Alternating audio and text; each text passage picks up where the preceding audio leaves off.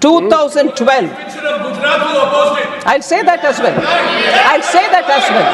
That will also be said. 3 BJP ruled states. 3 BJP ruled states also opposed. I don't hide facts. 3 BJP ruled states also opposed, including Gujarat. I'm saying that. Sir,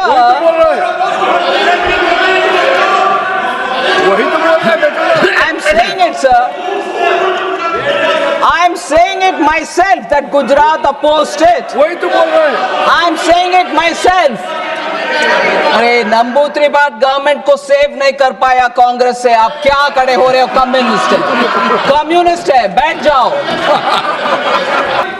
I'm not lying, sir. I'm sorry. I will have to demand a written apology from Shri Jairam Ramesh for accusing me of lying, which I never do.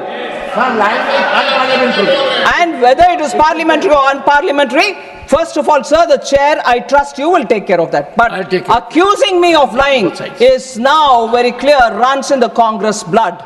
Somebody had to go to the court to say sorry. When I was the defense minister, not only did they call Prime Minister Modi as a chore, but they kept calling me that I'm lying. And who had to go and apologize in the court? And now I wouldn't mind seeing another member going and apologizing in the court, although the word said in the parliament is never taken to the court. Sir, imagine if today one of our MPs would say, anywhere, would say this and say the temerity of the judges, the courts. But no, what we hear from Congress today, oh, you are undermining institutions, you have no respect to the Constitution, you that, you this. Look at this one statement, sir. And during emergency, passing the 42nd Amendment, the attitude of Gamand, the Gamandiya Gadbadhan, even today, but then they spoke that, passing the 42nd Amendment. The people of India didn't forgive this, and that's why they lost miserably. When she conceded to change the amendment, Congress speaks about protecting rights and also on judicial independence, sir. It is shocking. Yes, we'll come. I'll come. The case of Mrs. Indira Gandhi versus Raj Narayan, wherein the order of the Allahabad High Court setting aside the election of Indira Gandhi was challenged. So, during the pendency of this case in the Supreme Court, the Congress party enacted the 39th Constitutional Amendment Act in 1975. Again, earlier there is a Supreme Court and many other high courts have given clearance, but even then we'll curb freedom of speech. 1951, the First Amendment. Here, a case is pending. Mrs. Indira Gandhi's case is being heard in the court, Allahabad High Court. But no, we are in a hurry. What if the court comes against me? So I come up with an amendment, 39th Constitutional Amendment Act, 1975. The infamous MISA. And I know of political leaders who have chosen to have their children named after MISA to remember those black days. And now they wouldn't even mind having alliance with them. To say why India's constitution and India today stands out in a very separate league of its own. Sir, let me just remind, and I'm sure very many members of this House will know, that post-Second World War, nearly 50 countries, in fact over 50 countries, had become independent and they had their constitution written, but many have changed their constitutions, not just amended them, but literally changed the entire feature of their constitution. But our constitution has stood the test of time, of course yielded itself to very many amendments, and here therefore I would like to have a few words of what Constitution India expert Dr. Subhash Kashyap had to say. While many constitutions of nations framed after the Second World War have floundered and gone into oblivion, our Constitution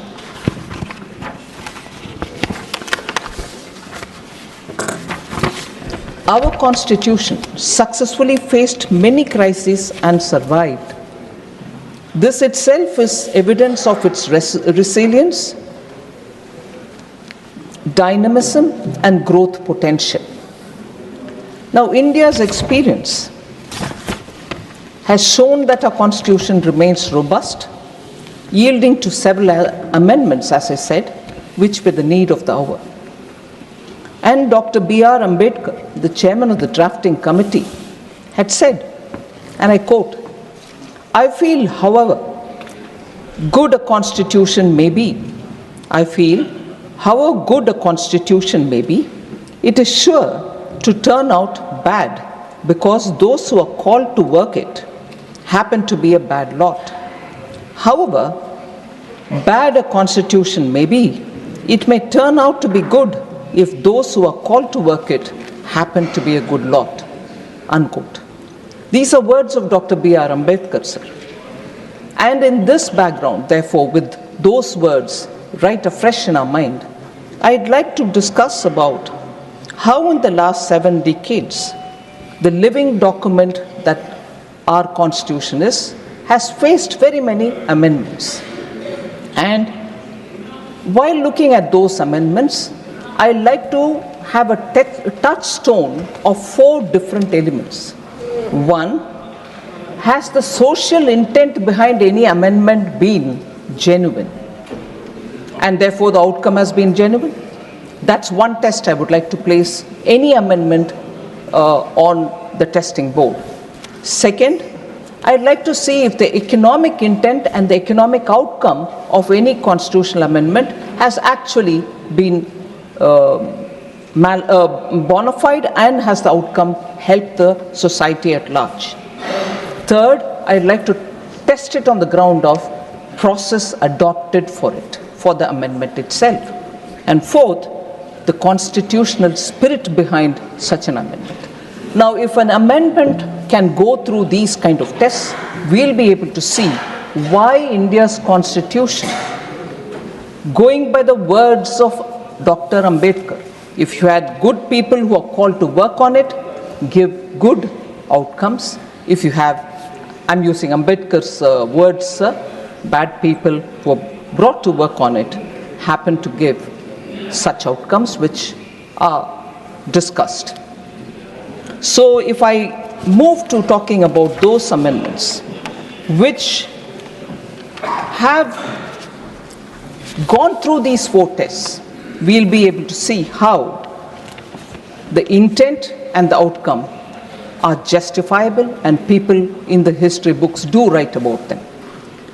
Sequentially, because it is the first ever amendment, I'd like to take about the first Constitutional Amendment Act of 1951.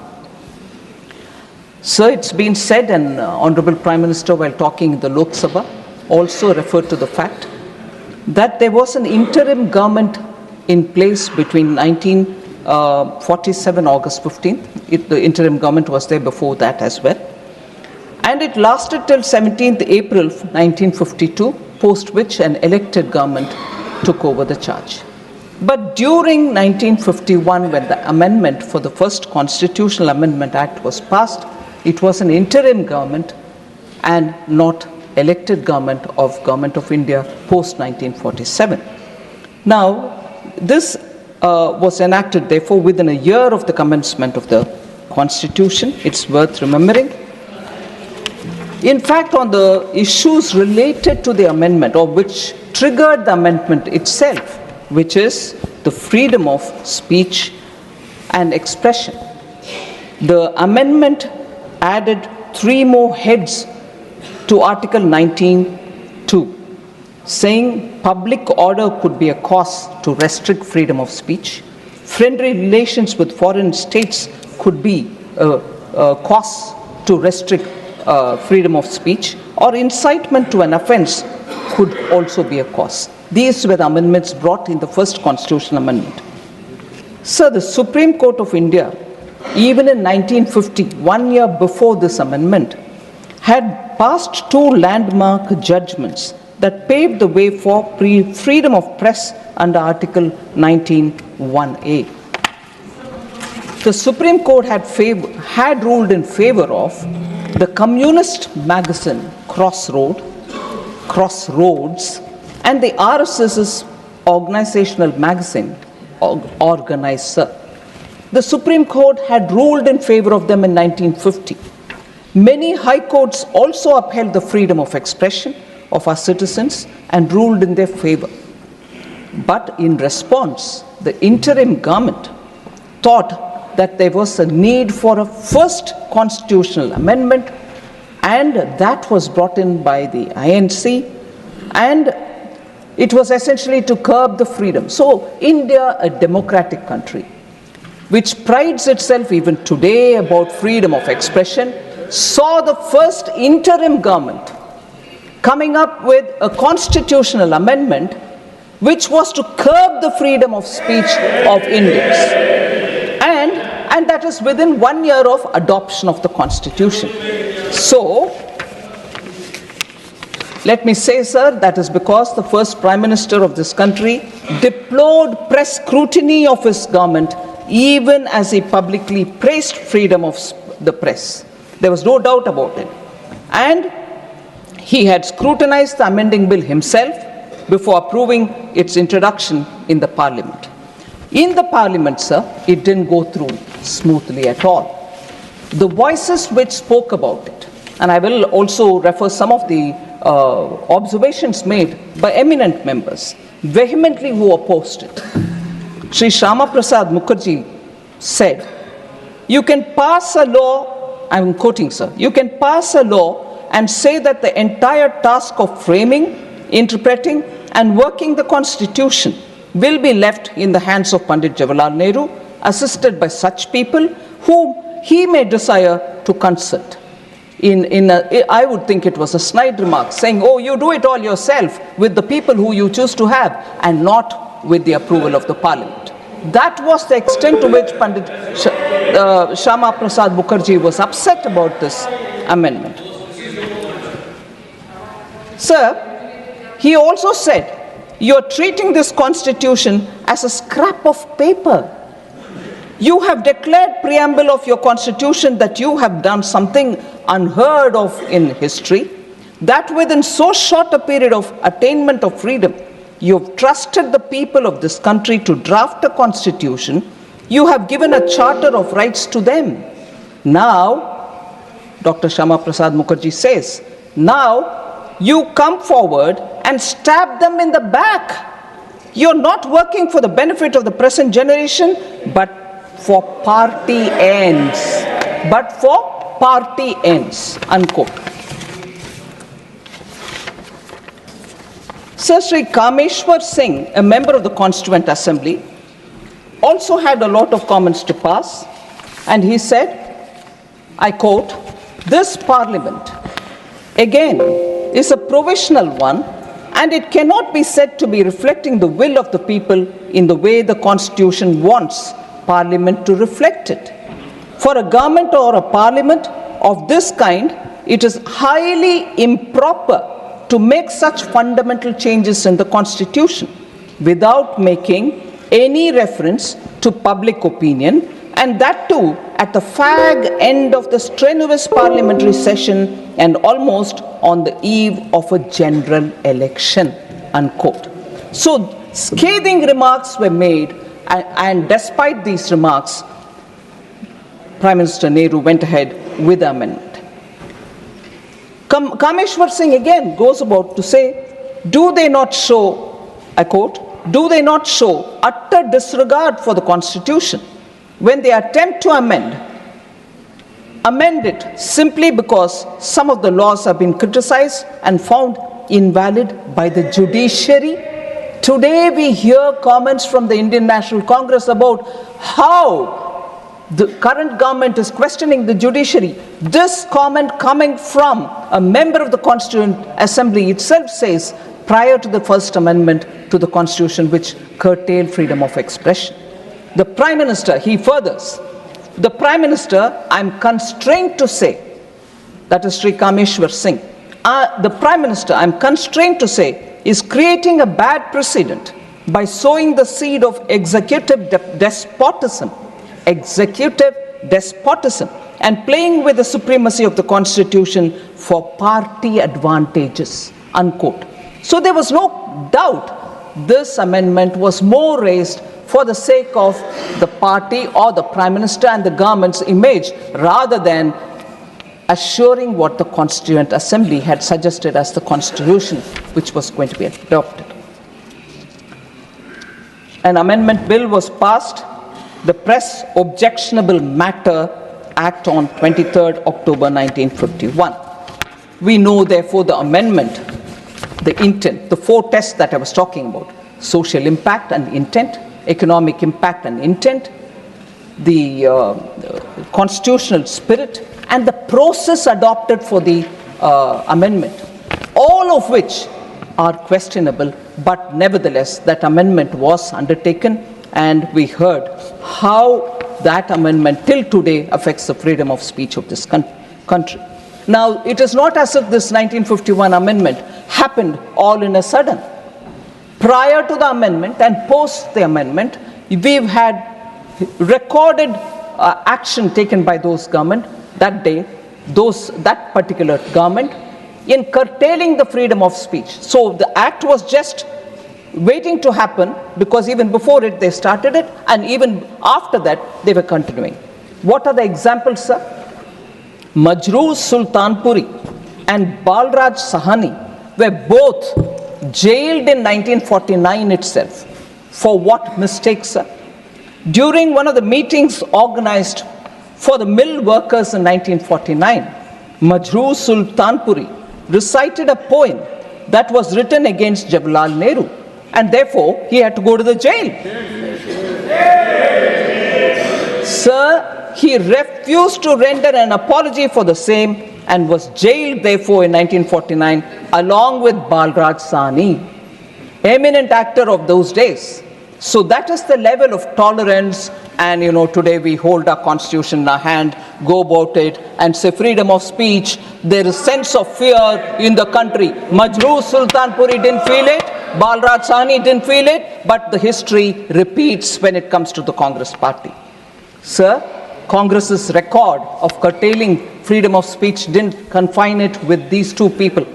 Nehru, a political biography which was written by Michael Edwards, in 1975 was banned. They banned also a film called Kissa Kursi Ka in 1975, which was directed by Amritlal Nahata, just because it questioned Prime Minister Indira Gandhi and her son, and also the Information Broadcasting Minister then. They banned also John Dalby's book, Himalayan Blunder, because it spoke about some huge crushing military disaster which happened in 1962, the China War. The details shouldn't come out, and therefore they banned that book as well. So this, and a bit later, 1988, Salman Rushdie's book, Satanic Verses, was also banned. So the spree of curtailing the freedom of expression, the spree of containing freedom of press has happened before 49, and during 49 and 50, 51 the act comes, and subsequently also it continues. So it's nothing new. So the amendment, again, a second issue that I'd like to draw your attention to. I said I'm putting it through 4 tests. A 9th schedule was brought into through the first Constitutional Amendment Act. The 9th schedule, sir, is an interesting innovation brought for bypassing judicial review. Why was it brought in? I'm questioning the intent, sir, the constitutional spirit which is not being respected, and the process which is adopted are part of the test I want every amendment to be put to, so that you know whether it is done with the national interest, or is it done with some economic public good, or if it is brought in because there is a social large good which is required to be obtained. No, the 9th schedule was brought in only because they wanted to bypass judicial scrutiny. Any act incorporated in the 9th schedule became fully protected against any challenge in any court of law under any fundamental right. So, even the act declared invalid, even worse, today about everything retrospective we talk, saying no, nothing can happen in retrospect, it has to be futuristic. So prospective is what? Whether it is taxation, whether it is benefits, whether it is any clarificatory note. But here we go, the act declared invalid by a court becomes valid retrospectively after being incorporated into the 9th schedule. That's the extent to which they went so that they can bypass judicial scrutiny. And Congress speaks about protecting rights and also on judicial independence. It is shocking. Yes, we'll come. I'll come. Please, sir. Jaramji, take your place. The third point, sir. Please. अच्छी debate चल रही है, सुनिए, आपका जब समय आएगा बोलिएगा, please. SC, ST, OBC, come on. People who sat over Kelkar. Sir, the next instance which I would like to put through is amendment being enacted to, again, the judiciary was held in contempt. They had to be committed judiciary or else they were not respected at all. Another example, sir. Constitutional amendment was brought in to nullify a judgment that arose in the case of Mrs. Indira Gandhi versus Raj Narayan, wherein the order of the Allahabad High Court setting aside the election of Indira Gandhi was challenged. So, during the pendency of this case in the Supreme Court, the Congress party enacted the 39th Constitutional Amendment Act in 1975. Again, earlier there is a Supreme Court and many other high courts have given clearance, but even then we'll curb freedom of speech, 1951, the First Amendment. Here, a case is pending. Mrs. Indira Gandhi's case is being heard in the court, Allahabad High Court. But no, we are in a hurry. What if the court comes against me? So I come up with a amendment, 39th Constitutional Amendment Act, 1975. Again, valid retrospectively, which added Article 392A to the Constitution. What did it say? It said elections to the President, Vice President, Prime Minister and Lok Sabha Speaker cannot be challenged in any court in the country, and it can be done only before a parliamentary committee. Imagine the extent to which for a person to save her chair, इसीलिए किस्सा कुर्सी का was banned. कुर्सी बचाने के लिए court का verdict आने से पहले ही हम जा करके अमेंडमेंट करेंगे पार्लियामेंट में। यही है इनके इतने दूर तक जाने वाले विषय, कानून को दुरुपयोग करना, कॉन्स्टिट्यूशनल अमेंडमेंट करवाना देश के हित में नहीं है, प्रोसेस सही नहीं होता, इससे आर्थिक सुधार कुछ होने वाले नहीं है या सामाजिक सुधार भी कुछ होने वाले नहीं है, व्यक्तिगत और परिवारवाद के लिए ही अमेंडमेंट हुआ है। सर, मैं दूसरी और एक उदाहरण देना चाहती हूं, जिससे सामाजिक सुधार के लिए अगर कोर्ट से एक ऑर्डर आता है उसको भी, क्योंकि हमारे राजनीति के लिए वो उचित नहीं है, इसीलिए सामाजिक न्याय दिलाने वाले कोर्ट के आदेश के खिलाफ आकर के अमेंडमेंट कानून को करते हो हाउस में। इससे बढ़िया उदाहरण नहीं मिलेगा सर शाहबानू बेगम केस में, जहां सुप्रीम कोर्ट ने उस महिला को न्याय दिलाने के लिए, एलिमनी देने के लिए, डाइवर्स के बाद जो पैसा मिलना चाहिए वो दिलाने के लिए कोर्ट से जो आदेश आए, the Congress party passed the Muslim women protection of rights on diverse Act 1986, which denied, it's very important, it denied Muslim women their right to alimony, सामाजिक न्याय, महिला के लिए न्याय, मिलना नहीं चाहिए, चाहे वो कोर्ट में से आता है या कुछ और जगह से आता है, हम कानून से उनको नकार देंगे। महिला सम्मान नारी शक्ति बंधन अधिनियम ले आने वाले हमारे पार्टी इधर है। इस सदन में पहला कानून जो पास हुआ वो reservation for women, sir, whereas the small benefit a widowed woman would have, a divorced Muslim woman would have got, was also defeated by this act. The constitutional amendment which the Congress party brought in 1986.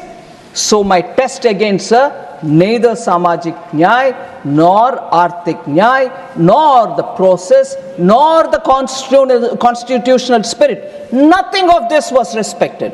And each time the Congress brazenly, only to help the family, the dynasty, kept amending the constitution, and this is how far they went, even if it affects any particular women who desperately needed the benefit. Sir, I'll come again to one more, the emergency, where that one important touchstone, the process, was completely violated. On 18th December 1976, the then President gave his assent to the Constitution 42nd Amendment Act.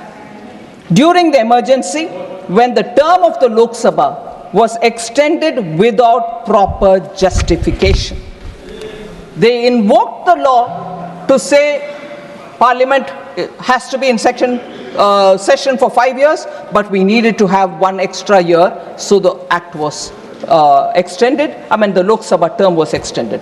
And in that extended term, when the entire opposition was put to jail, there was nobody there, and entire opposition was in the jail, then comes constitutional amendment, sir.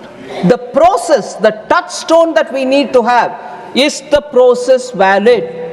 That was a total invalidated process, and therefore I would think this is a blatant abuse which the country majorly agreed on. Sir, only 5 members opposed the bill in the Lok Sabha. There was none in the opposition in the Rajya Sabha to oppose it. Imagine, constitutional amendment being passed, entire opposition in the jail. In the Lok Sabha, only 5 people are there to oppose it, even some coming from their own party. And in the Rajya Sabha, no opposition.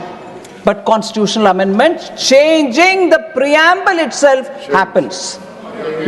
The alteration of the preamble to include socialist and secular highlights the disrespect and disregard the Congress has for constitutional processes, principles, and institutions. Sir, the amendments were not about strengthening democracy, sir, but protecting those in power. Again, the process is used for strengthening the family. Sir, Baba Saheb Ambedkar had argued, and I quote, talking about whether the word secularism, talking about whether the word socialism should be included in the constitution.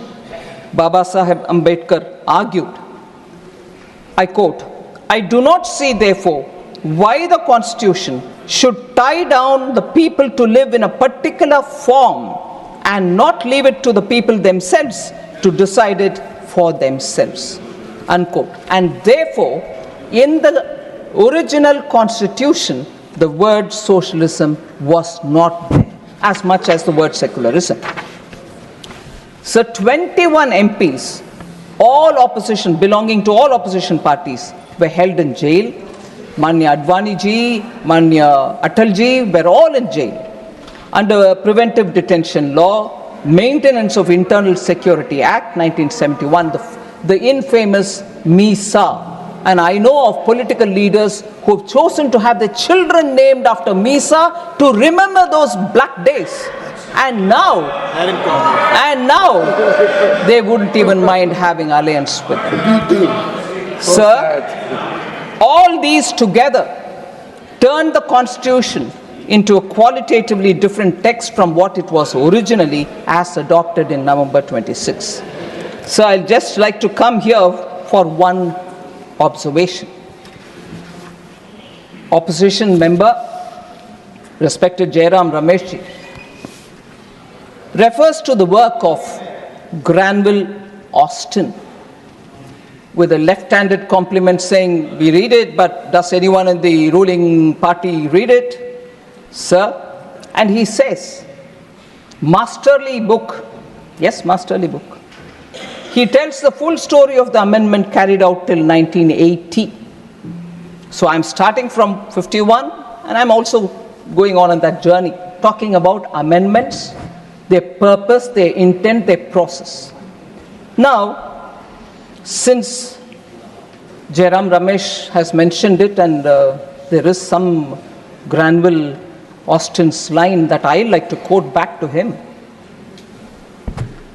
Sir, emergency, 42nd Amendment Act, the landmark Keshwananda Bharati case of 1973, the basic structure, doctrine, whole lot of things. In the words of that masterly Granville Austin, I quote, sir, the important constitutional development of the emergency, other than its very imposition, was the enactment of the 42nd Amendment. Austin says this. And he further says, coming in November 1976, the amendment demonstrates the progression of the Prime Minister, referring to Mrs. Indira Gandhi. I really quote again. Coming in November 76, the amendment demonstrates the progression of the Prime Minister and her government from having near absolute power without a coherent program, other than the protection of her prime ministry to power expressed through fundamental constitutional change. So, unquote. Exactly the point that I'm putting forth about emergency, the way in which 42nd Amendment passed through, how opposition leaders were all in the jail, not one person to oppose in the Rajya Sabha, in the Lok Sabha, just 5 of them speaking against it. When Granville Austin has said this, poor Jairam Ramesh did not mind quoting something else from Austin, but ignored this. Point proves. So the selective. Please आप बैठ जाएं। माननीय शक्ति सिंह जी, आप जगह लें please.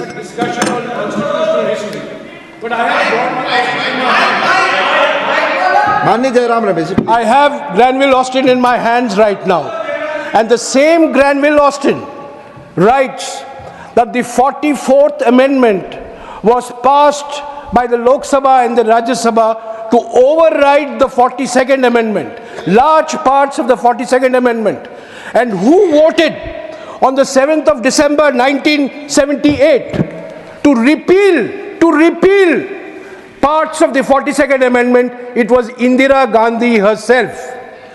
So Indira Gandhi in 1978 voted to repeal the parts of the 42nd Amendment which she realized had resulted in her electoral loss.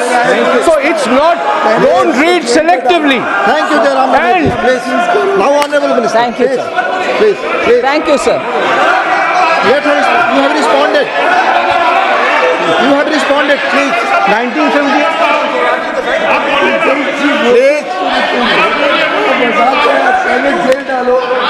माननीय Jairam Ramesh ji, please be brief. माननीय Jairam Ramesh ji, please be brief. Sir, मैं आदरणीय रमेश जी का ज्ञानवर्धन करना चाहता हूं कि 1978 में Morarji Desai was the prime minister.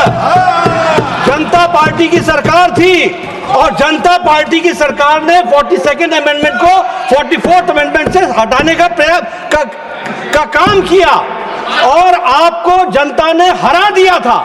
Shrimati Indira Gandhi was no more the prime minister And when she was the Prime Minister, तब उन्होंने हर तरीके से प्रजातंत्र को रोकने का, गला घोटने का काम श्रीमती गांधी ने किया था।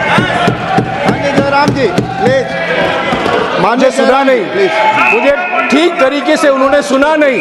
मैंने कहा था 44th अमेंडमेंट आया 1978 में, मोरारजी भाई प्रधानमंत्री थे और 6 दिसंबर 1978 में लोकसभा में इंदिरा गांधी जी ने वोट किया 44th अमेंडमेंट के लिए।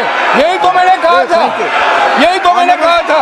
ऑनरेबल मिनिस्टर प्लीज, माननीय मंत्री जी, सिर्फ माननीय मंत्री जी की बात रिकॉर्ड पे जाएगी please. Thank you very much, sir. And I fully accept Jairam Ramesh's observation. Obviously, Leader of the House was right in saying Morarji Desai was the Prime Minister, and during the voting, Srimati Indira Gandhi had said that, and she supported the changes in the changes to the 42nd Amendment. Very well. But the idea that I have right from the beginning said, yes, Der Aya Durust Aya is what the Hindi language gives me, but the fact remains, and I'm glad that she changed her mind.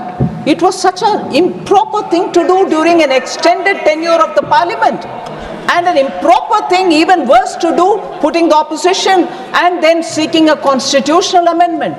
So at least in 78, after a massive defeat, which of course later she overturned and won the election and came, that's a process, that's an electoral process.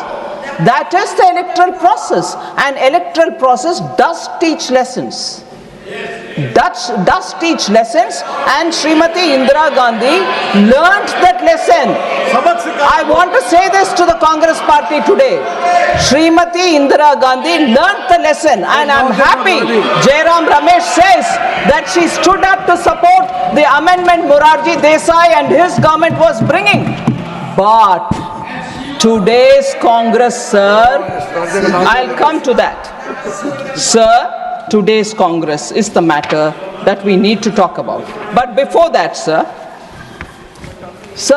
the eminent person who became speaker later on, Shri Mavlankarji, also said some things. These are words which we need to have a recall, because it's important for all of us sitting in this august house to know what the opinions were, and then take the next 75, next 200, next 500 years forward of this constitution.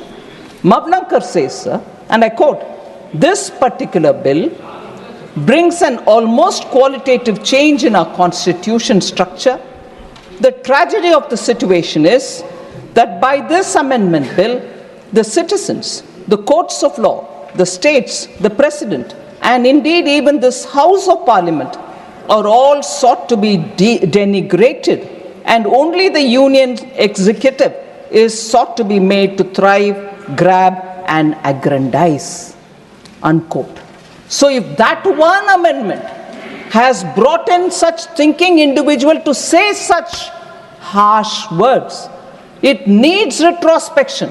We should never repeat such great follies in which we took the constitution for granted. People rejected such people, and lessons have to be learned. So, sir, I'd like to again say, when I soon would want to speak about what's the attitude of Congress today, I'd like to come to one line of an eminent person which was said during the 42nd Amendment debate. He was no less than later on chief minister, or prior to that also, and a minister. But as a Congress MP, Sri C.M. Stephen, an eminent congressman.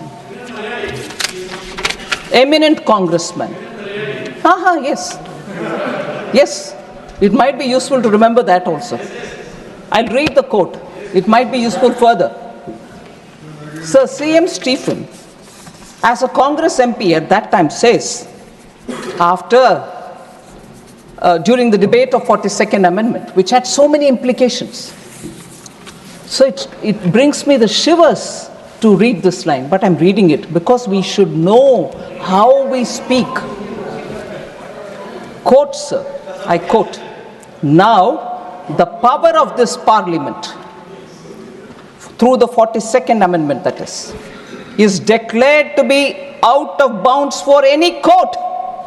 Shame. He says this. Now, the power of this parliament is declared to be out of bounds for any court. It is left to the courts whether they should defy it.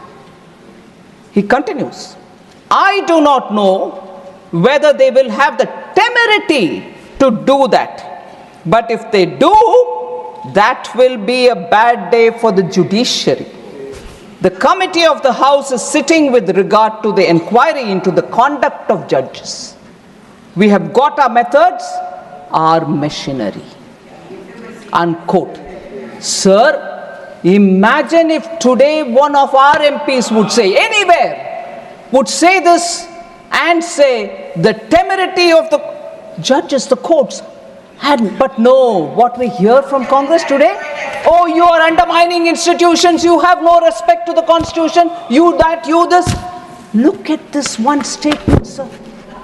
And during emergency, passing the 42nd Amendment, the attitude of Gamand, the Gamandiya Gadbadhan, even today, but then they spoke that, passing the 42nd Amendment. The people of India didn't forgive this, and that's why they lost miserably. When she conceded to change the amendment, na? Sir, all right, don't beg for concessions like that. All right. Sir, what is today's INC, sir? In the budget session 2022, मैं ये गमंड बदला नहीं है, कम नहीं हुआ, उसको साबित करना चाहती हूँ. Budget session 2022, sir.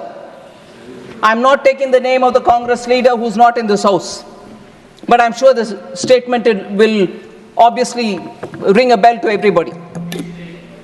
The judiciary, I quote, the judiciary, the election commission, Pegasus, these are all instruments of destroying the voice of the Union of States, unquote.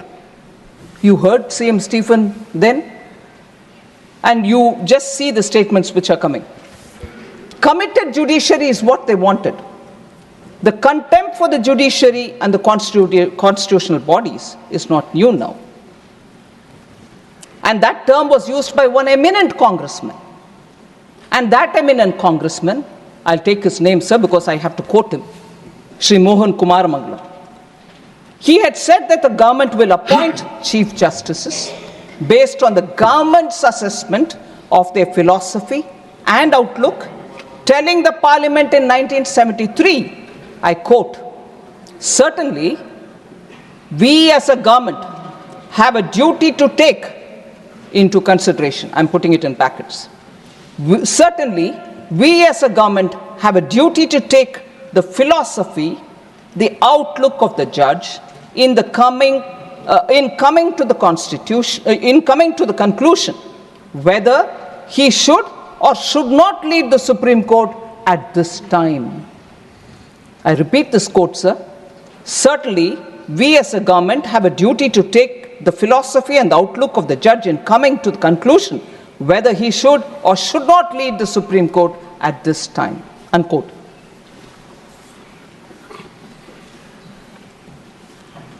After the judgment on Keshwanand Bharati case, sir, you're an eminent senior who became a senior advocate at a very young age, and I stand before you talking small things about judiciary. Pardon me if I have any, oversight which has not worked well. A day after the historic judgment in April 25, 1973, in the Keshwanand Bharati case, in which the majority declared that the parliament cannot alter or abridge the basic structure of the constitution, Srimati Indira Gandhi was furious with the judgment because it constricted the party's plan to bring in major amendments. So the three judges, this is what I want to highlight, committed judiciary. If they are not there, we'll do what we want.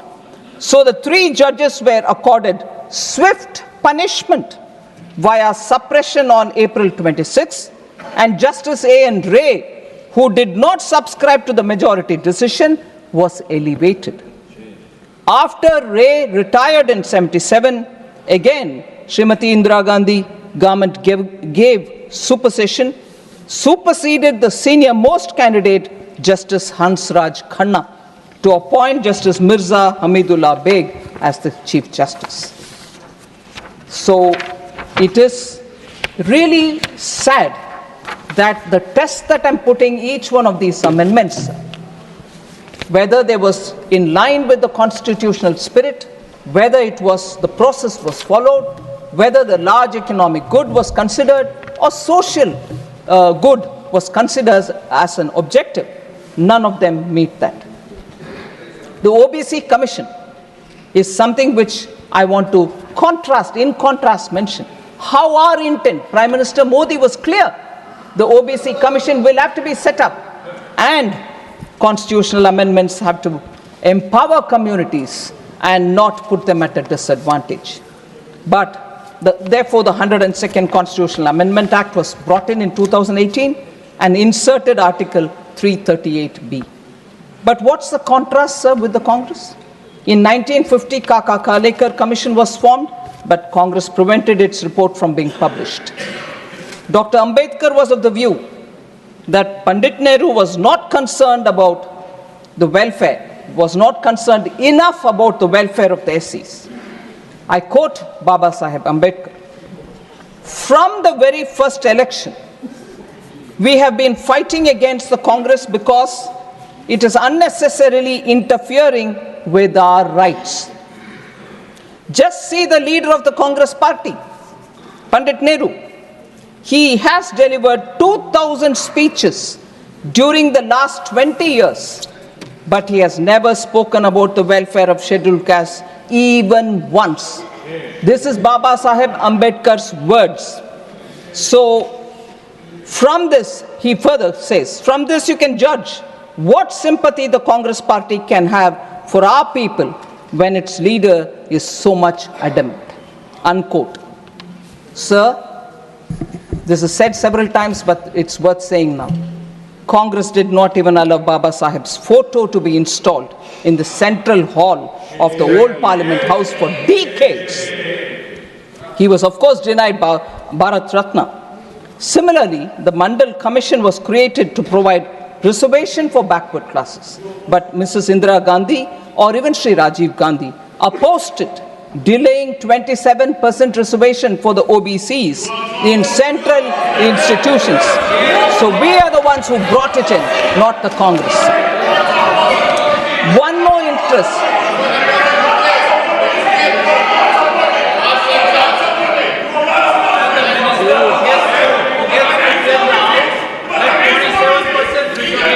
One more instance of how the GST, which was again a constitutional amendment which has to be brought in. Sir, GST related constitutional provisions has never been encouraged prior to its bringing by Prime Minister Modi in 2017. Sir, this started very quickly to trace the timeline, sir. Shri Atal Bihari Vajpayee was the first to suggest during the NDA rule in 2000 to get going with the GST. However, the sincere efforts that he made could not realize or could not see the light of the day. And the 10 years after his tenure, led by the UPA, did not much do to get it on board. Sir, within 2 years after the introduction in the Parliament of the GST related 101st Constitutional Amendment Act was passed and ratified by more than 50 states with effect from 8th September 2016. Just the data will tell you, sir, where the Congress party was. Despite being a coalition comprising of 26 parties, the UPA could not manage to get this GST. Even Congress-ruled states were opposed for the GST to be brought in. That's a lie. 2012. I'll say that as well. I'll say that as well. That will also be said. 3 BJP ruled states. 3 BJP BJP ruled states also opposed. I don't hide facts. 3 BJP ruled states also opposed, including Gujarat. I'm saying that. Sir,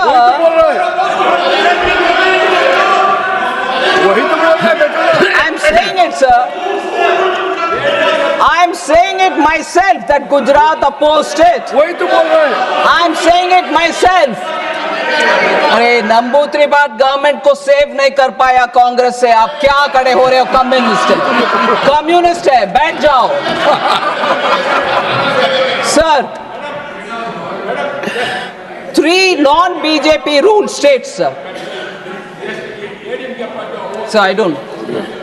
3 non-BJP ruled states. I said about Gujarat, now I'm saying non-BJP ruled states, including Congress-ruled Maharashtra, opposed provisions of the UPA's GST. So if they want to first shout about Gujarat, I'm saying it myself. But please do shout about Maharashtra as well. No, they want to pretend they were all ready. They were not ready. Sir, Congress-led ruling UDF government, all right, in Kerala voiced severe concerns. Okay, sir, left front opposes, UDF opposes, Congress is part of the UDF, but no, they will never say that. One Gujarat is what they want to say. And I'll tell you why Gujarat had to oppose also. So, they could not bring the GST amendment. When we bring it, this is how they would like to shout about it. But I'm sorry, I'm not lying, sir. I'm sorry. I will have to demand a written apology from Shri Jairam Ramesh for accusing me of lying, which I never do. And whether it is parliamentary or unparliamentary, first of all, sir, the chair, I trust you will take care of that. But accusing me of lying is now very clear, runs in the Congress blood. Somebody had to go to the court to say sorry. When I was the defense minister, not only did they call Prime Minister Modi as a chore, but they kept calling me that I'm lying. And who had to go and apologize in the court? And now, I wouldn't mind seeing another member going and apologizing in the court, although the word said in the parliament is never taken to the court.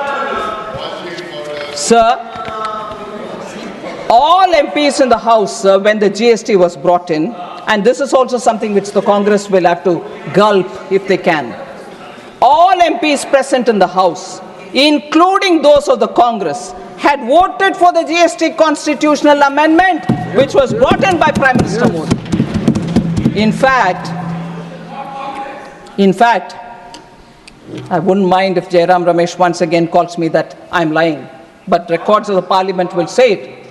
Jairam Ramesh wanted to move some amendments, but Dr. Manmohan Singh personally asked him not to do so because of the fine consensus that has been arrived in the GST Council. Yes. Sir, I don't lie, records don't lie. Don't jump in a hurry to accuse me that I'm lying. Sir? I will authenticate it. But you authenticate that I'm lying, please. Honorable Minister. Honorable Minister, it's a fair comment by Jairam Ramesh. You need to authenticate it. Yes, yes. And during the course of the day, when I watched the Lok Sabha debates, I frequently came across, please authenticate. It is started in this house. Honorable Minister. Thank you, sir. I will authenticate.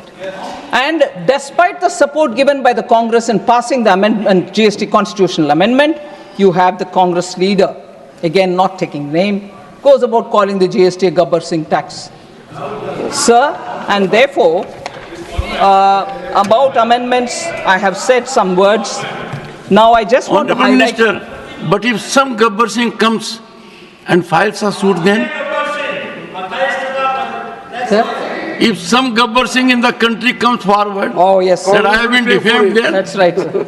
And the problem, sir, when GST matters come, I will sometime again speak as much as I've done it earlier.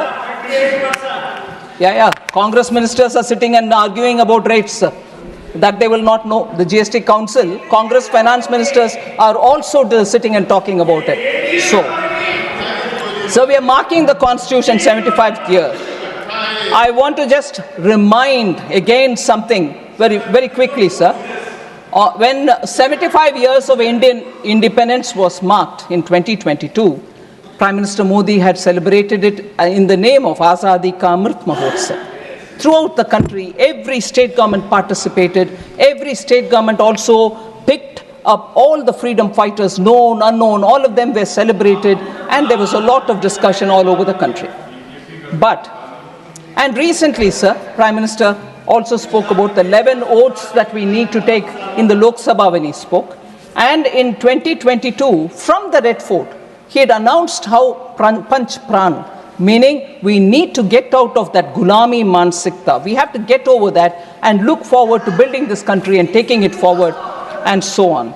But 75 years of Indian independence, Azadi Ka Amrit Mahotsav, 75 years of the Constitution, we are having these wonderful debates in the two houses. Every 25 or 50 years are celebrated, sir. I'd like to remind as to what was the celebration when in 25 years of Indian independence, what did we do? So I'm contrasting this. When the completion of the 25 years happened in 1973,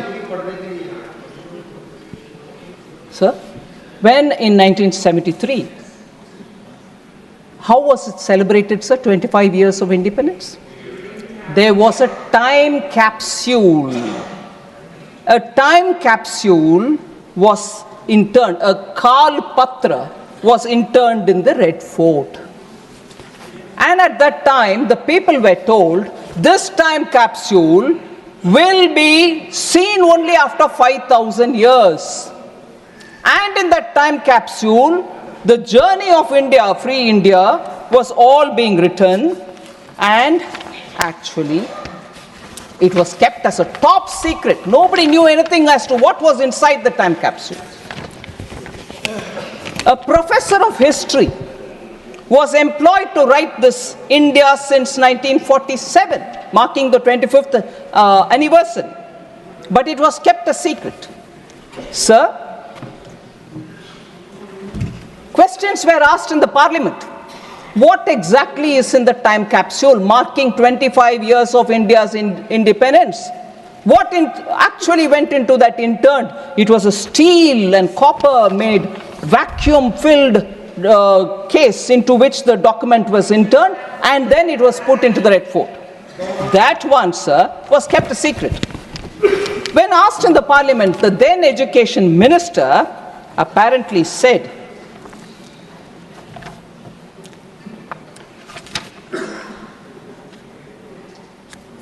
and I'm reading from the book published by an eminent parliamentarian, Ira Sejian. He puts in his book as to what was the reply given by the education minister then. And I quote, before that, the education minister expressed his inability to disclose the said document. What's the document which is in it? No, I can't disclose.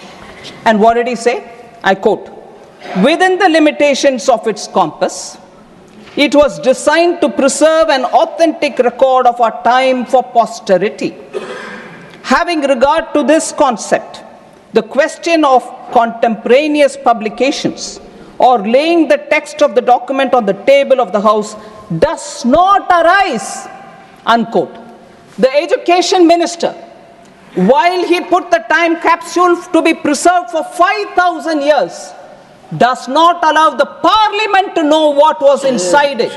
That is 1973, 2 years before the emergency was brought. This kind of an operation in stealth happened, marking 25 years of India's independence, and the parliament should not be informed. That was the line the education minister gives. Even worse, sir, I just want to highlight what was said about Sri Atal Bihari Vajpayee in that capsule content. I'd like to say, and I quote from the book, sir, The BJP of Atal Bihari Vajpayee is described as, says the author, and I quote, Jan Sangh People's Party is a militant orthodox Hindu party opposing the concept of secular state, unquote. This is what is being said about Atal Bihari Vajpayee in the capsule, about which they don't say in the House. They didn't say it in the House. Even worse, sir, if that is the record for first 25 years of independent India, which has to be preserved for 5,000 years, look at what has been said. C. Rajagopalachari, there was no reference. There was no reference to C. Rajagopalachari, the first Governor General of this country. To the President of India, Dr. Rajendra Prasad, had no mention in that content.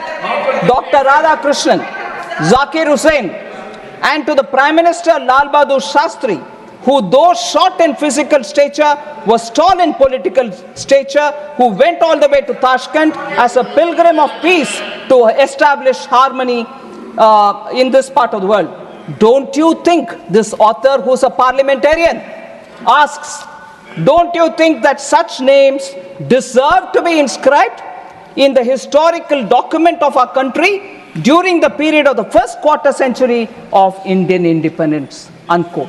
So that's the level of secrecy about even members of parliament, about eminent leaders of different political parties, and sly comments were all packed up in that. Later, it was all removed. So that is the nature of Congress party, sir. I want to highlight that fact. Sir, the names missed out is something which shocks the country, but that was the level to which the party went in the arrogance with which they were trying to rule. So the Constitution and the misuse is what I'm talking about here. Sir, one more thing, again, on the economic impact of such amendments which they bring in. It's a test for every one of us, whether it is one amendment today or another amendment tomorrow. Does it have an economic intent for the larger economic good, social intent, process, constitutional spirit? Let's see, let's test each one of our acts, the amendments that we bring in, and then decide whether what we are doing is right. Sir, the Soviet model, which the Congress party copied under Prime Minister Nehru, continued with Indira Gandhi, was a model which did not do any good to this country, sir. C. Rajagopalachari, the socialism, that socialism was refashioned as Mahal Nobis model, the central command and control structure, the license, quota, Raj, were all part of this. And in that, C. Rajagopalachari writes, sir, to the Prime Minister. He says, in an open letter, he says, Nehru came to Madras on Tuesday with all the paraphernalia of Prime Minister of India and attempted to, in a speech, talk about Rajagopalachari and his principles. But here, in Swarajya magazine, he publishes it in 1962, February 17, and I quote from that article. I want an India clear of the atmosphere of fear in which it is now enveloped, 62, where honest men engaged in difficult tasks of production or trade can carry on their occupation without fear of ruin at the hands of officials, ministers, and party bosses. He says that, I want an India where talent and energy can find scope for play without having to cringe and obtain special individual permission from officials and ministers, and where their efforts will be judged by the open market of India. And so on. He goes on, sir. I want the corruption of this permit license Raj to go. He says that. So a member who was part of the Congress party himself writes to Pandit Nehru saying this cannot go on, your socialism is ruining this country, the license permit Raj could not continue because you are leading to corruption. Sir, Periodically, Congress questions, hey, BJP, RSS, Jansan, what was your role during the freedom movement? We all know it and we've said it. But I want to ask the Congress, what is your role in the Arctic, India's economic freedom? What is India's economic growth? What is your effort in building economic strength of India? No wonder when we in 21 in a budget, if that is not true, sir, why in 1980 onwards the Congress party itself wants to dump license quota Raj, 91 they want to reform and then take the claim for it saying we are the ones we reformed. You didn't have to reform if it was so good. It was damaging the Indian economy and socialism was therefore brought into the Constitution's preamble through the 42nd Act Amendment Act only to prove that they are doing right thing. Although that was not needed at all because the directive principle of state policy has enough and more. And that is where I want to bring this one particular important observation, sir. The Nehru Development Model written by Arvind Panagaria. Latest book. This will tell you, sir, from an academic perspective also, how the socialism, the control Raj, the license quota Raj of the Congress's 50 years of rule ruined our economy. Though the country did come to terms with its mistake and changed course in 1991, by then it had lost 4 precious decades. Moreover, the history built over these decades continued to haunt its development efforts even after the change of course. For one thing, the base income remained low. Given that the opportunity to grow rapidly had been missed in early decades. Therefore, even an acceleration in growth to 7 to 8% range on a sustained basis could not deliver genuine prosperity for another few decades. Moreover, 4 decades of patronage of socialist ideas and policies came to hardwire Indian politicians, bureaucrats, intellectuals, and even business people in ways that made a swift march to a market economy politically challenging. That's the reality of the policy of the Congress party, which they themselves came, we've reformed the country. They baggaged the country in 50 years and later they wanted to claim that they are reforming and bringing prosperity to this country, which is not true. So therefore, sir, when Prime Minister Modi gives a call that Arctic, first of all, sir, with all this socialism, 42nd Amendment to changing the preamble, the much promised Garibi Hatao has not delivered by them. If it's not been delivered by them, what did that socialism do to us? So when Prime Minister Modi says Vikasit Bharat 2047, we all should have to work together to make sure that that is done with all of our responsibilities intact and such changes to the Constitution which they brought, which has only brought in decay for the Indian economy.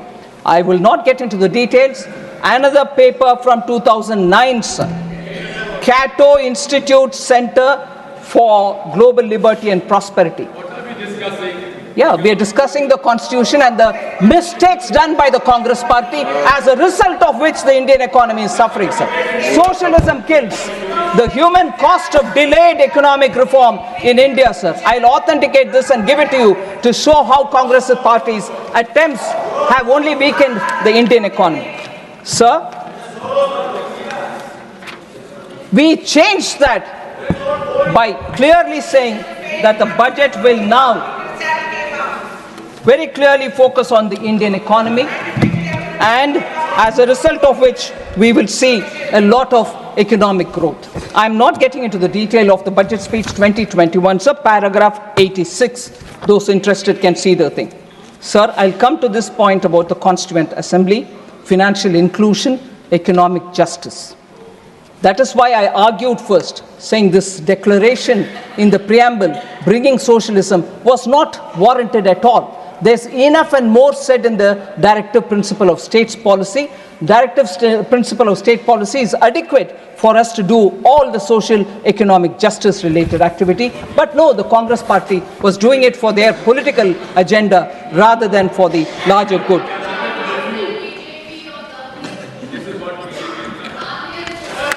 Sir, I like to say, sir,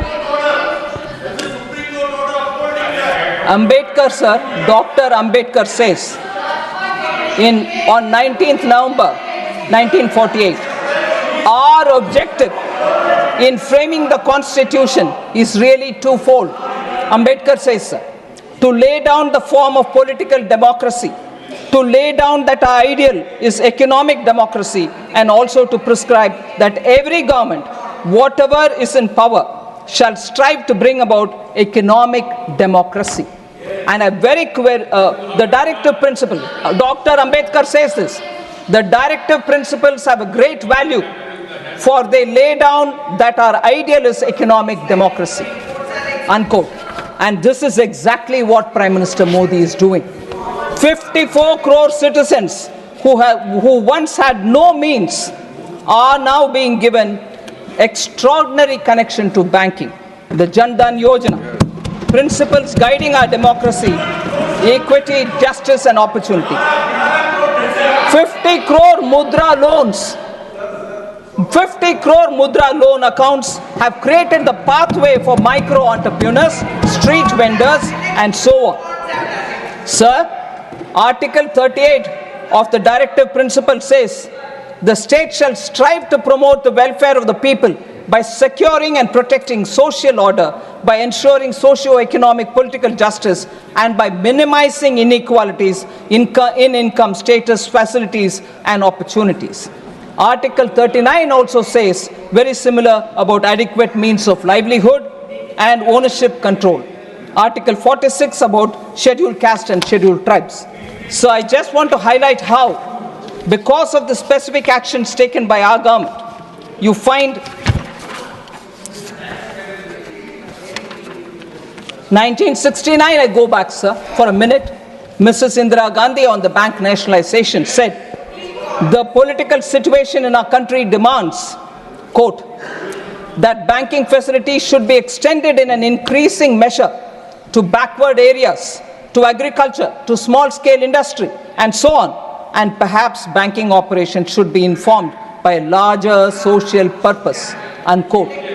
But in spite of introducing socialism into the preamble, they did not achieve any of what Mrs. Indira Gandhi justified for bringing nationalization of the banks. They paid only lip service, sir. By 2011, census data reveals that less than 60% of Indian households had access to banking service. Bank accounts, sir, zero balance accounts, were only 10.3 crores. By contrast, sir, 54 crore Jan Dhan accounts have been opened since 2014. 56% of the accounts belong to women. Similarly, pensions, insurance and so on, sir. PM Mudra, 50 crore sanctioned accounts, 68% are women. Stand Up India, 1 crore SC/ST women borrowers, 30,000 crore has been distributed, 2.5 lakh people, of whom 76% of women are benefiting. PM Swanidhi, sir, 50,000 rupees loan is given to 67 lakh street vendors, of whom 45% are women, 42% are OBCs, and so on. Sir, we repeatedly in Lok Sabha and here spoke about how former Prime Minister said, if I send 1 rupee down, only 15 paisa reaches. By bringing in technology and using DBT, Prime Minister Modi made sure that accounts will receive, the beneficiaries will receive their money directly into their account. 1 rupee means 1 rupee will reach them, and this has helped save 3.48 lakh crores of taxpayers' money. These are very important to say that directive principle of state policy, which has even more things for all of us to do, can bring in poverty alleviation, but not the Nara Garibi Hatao, which delivered nothing on poverty. So lastly, I'll pay my respects to the women who were part of the constitution makers. As I said, 15 out of 385 members were women. I would think you will indulge me when I read the names of these 50 women. Ammu Swaminathan, Annie Mascarenes, Dakshayani Velayudan, Begum Aizaz Razul, Durgabai Deshmukh, Hansa Jivraj Mehta, Kamla Chaudhary, Leela Roy, Malti Chaudhary, Purnima Banerjee, Rajkumari Amrit Kaur, Renuka Ray, Sarojini Naidu, Sucheta Kriplani, and Vijayalakshmi Pandit were the prominent women who were part of the Constituent Assembly, sir. The contribution of these women in the constitution making is immense. I know after that, Pandit Vijayalakshmi Pandit scaled heights in diplomacy. Rajkumari Amit Kaur became the first woman to be a union cabinet minister. Durgabai Deshmukh was the founding member of the Planning Commission. Annie Mascarenes and Renuka Ray served as ministers in their respective state governments. Sarojini Naidu and Sucheta Kriplani went on to become first female governor and chief minister respectively. So I also appreciate the immense role played by the All India Women's Congress, who have done extremely good work, Women's Conference, All India Women's Conference. And these women were all celebrated during Azadi Ka Amrit Mahotsav, which we celebrated from 2022. The last observation I'd like to make, sir, it is very interesting that in this House, the first act that we passed is the reservation for women, which was the new act passed in the new parliament. I'd like to reiterate that Bharatiya Janata Party, my party, has always been committed for women and women's participation in politics. Even as early as 1994, in Vadodara National Convention, the BJP very clearly passed that seats must be reserved for women in both parliament and state assemblies. In 1994, sir.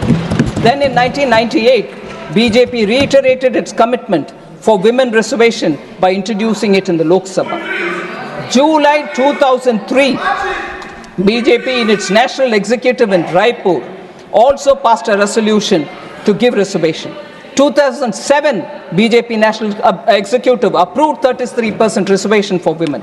2008 again, BJP amended its constitution so that its own office bearers will have 33% reservation for women, and I'm glad to say that I'm one of the beneficiaries of that reservations. And BJP has consistently supported women's reservation. In Rajya Sabha 2010, sir, I remember late Shri Arun Jaitley supported passionately to pass that, and in Rajya Sabha it was passed.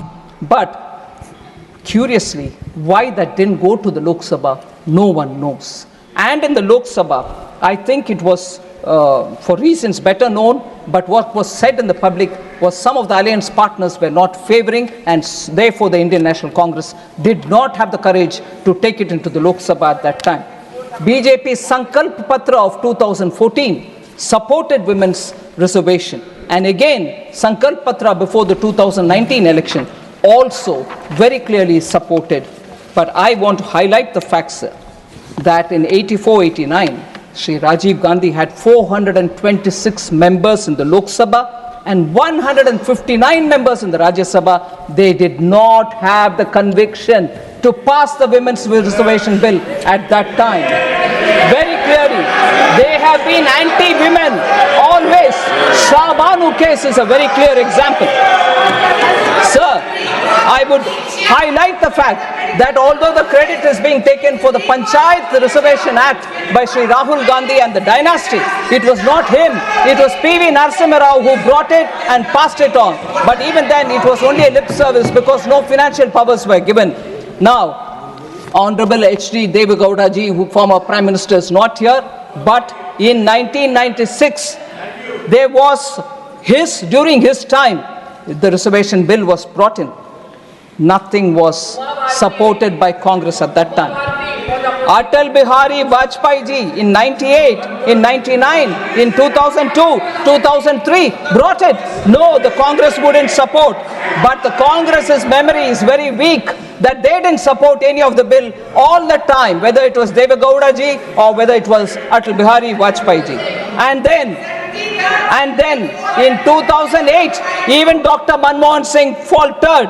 They managed to pass it in Rajya Sabha, which I said a minute ago, but did not go to the Lok Sabha for fear of their alliance partners threatening to walk out of the alliance, and they didn't want to lose power, but they wanted to save their kursi only, and therefore did not do justice to the women. Whereas Prime Minister Modi and BJP from the beginning stood by women, made the first change in the party and brought the reservation bill here.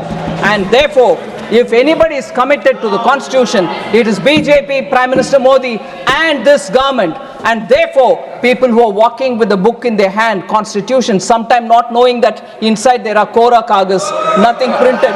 They're not even opening it to see whether it is there. But they're walking around with this book, should know that they are the ones who repeatedly have failed the cause of the constitution of India.